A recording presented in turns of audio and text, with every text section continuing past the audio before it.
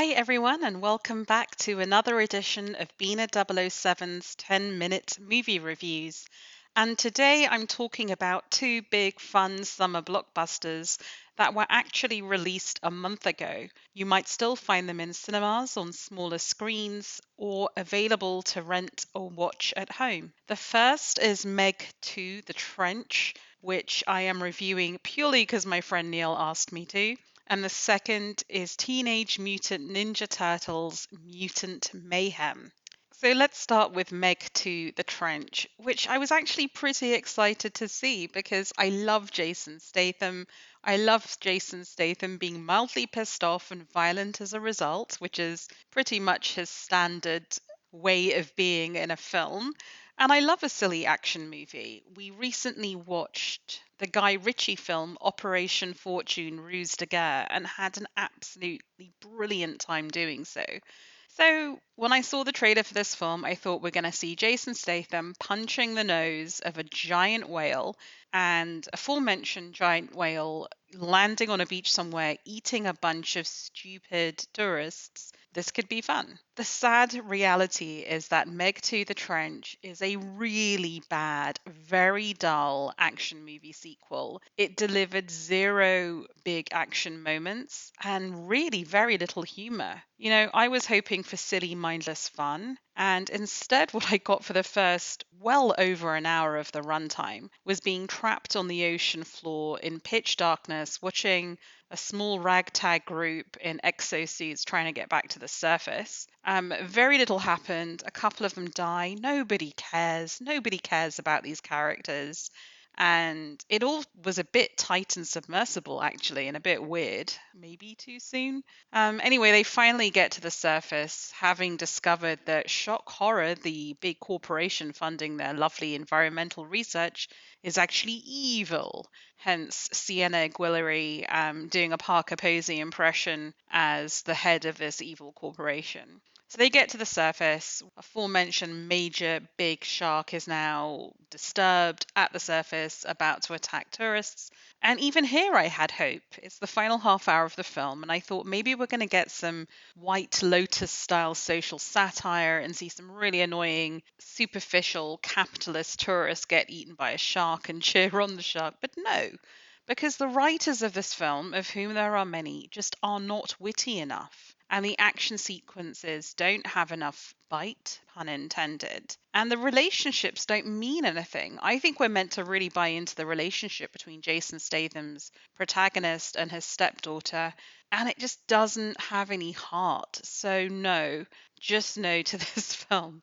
It really blows my mind that the director, Ben Wheatley, used to make these kind of weird, grungy, low budget black and white historical horrors like A Field in England, which I loved. And actually, you can find a review of a lot of Ben Wheatley's early films in the back catalogue of this podcast. So have a look on YouTube if you want to hear them. It feels to me like the more money Ben Wheatley is given, the worse his film output, and somebody needs to make it stop. Unfortunately, this film did pretty well at the box office, so I suspect we are going to be due Meg 3, bigger, badder, trenchier. I don't know. But really, I'm sorry, Neil, this is not a film to watch. At any rate, if you want to check it out, Meg 2: The Trench has a running time of 113 minutes. It's rated PG-13, and as I said, it should be on VOD streaming platforms of your choice. The movie I really want to talk to you about, which really took me by surprise, is Teenage Mutant Ninja Turtles Mutant Mayhem, which I think is a 5-star film and really fun, smart, witty, nostalgic, has so much heart to it. Honestly, it blew me away. Most of all, with this wonderfully grungy, plasticine, incredibly dynamic animation style, and also just a ridiculous voice cast. So, absolute kudos to debut directors Kyla Spears and Jeff Rowe, screenwriters Seth Rogen, known to us all as a really funny guy, Evan Goldberg, for creating something that I think is so genuinely compelling that I do not hesitate to put it in the same bracket as Spider-Man Spider-Verse, the reboot of that. This really is a golden era for animated reboots of action films. So, this movie reboot starts out with our Teenage Mutant Ninja Turtle protagonists living in hiding in New York. They are under the tutelage of their ninja rat daddy, voiced by none other than Jackie Chan, which blows my mind. He's so funny, so endearing in this role. He does amazing ninja kung fu. There's nothing not to like about this. Of course, back in his pre story, he was rejected by humans for being a big mutant rat, unsurprisingly, and he wants to keep his kids safe. So he keeps telling the turtles not to go out, not to mix with humans, which means that these teenage kids are on the sidelines and really just want to be like normal people and wonder what would happen if they started helping out humans, whether humans would accept them. It's really quite touching. The funny but the really funny thing is that their impression of what being a quote unquote normal human is informed by pop culture and things like watching Ferris Bueller's Day Off at the drive-through. And I have to say, maybe the reason this movie appealed to me so much is that a lot of the soundtrack, a lot of the pop culture references are taken from the 90s, which was very much my era in high school, so it very much touched a nerve. So, lucky for us, our mutant ninja turtles get a chance to test out their theory as to whether helping humans means humans will like them. They meet April O'Neil, their wannabe journalist ally. Here she is recast as a young African American teenager with glasses, with intelligence, and a penchant for vomiting on air, which is going to be interesting for what we know is going to be her future career. So, together, April and the turtles realize that the person terrorizing New York is an evil scientist voiced by Maya Rudolph. The voice cast gets better and better. And she wants to take the turtles' precious bodily fluids and create even more mutants and make sure that mutants totally dominate human beings.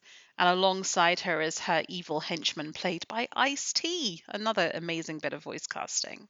Like I said, I absolutely loved the knowing pop cultural references, the funny dialogue, and the genuine feeling of camaraderie that I felt among the turtles. I felt that Jackie Chan was giving it his all as the surrogate dad, and there was real love in this weird mutant family. The whole thing was clever, it was knowing, but most importantly, it was genuinely quite uplifting. I honestly wouldn't change a frame, and I really hope that this is the first in a new franchise of Teenage Mutant Ninja Turtle films. And I cannot believe that I am saying that.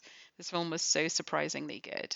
I would urge you, I think it is still playing in some cinemas, but it is available also video on demand. I would really urge you to check it out. It's really suitable for young kids and teenagers as well. It has a running time of 99 minutes and it's rated PG. Anyway, please avoid the Meg. Please check out Mutant Mayhem.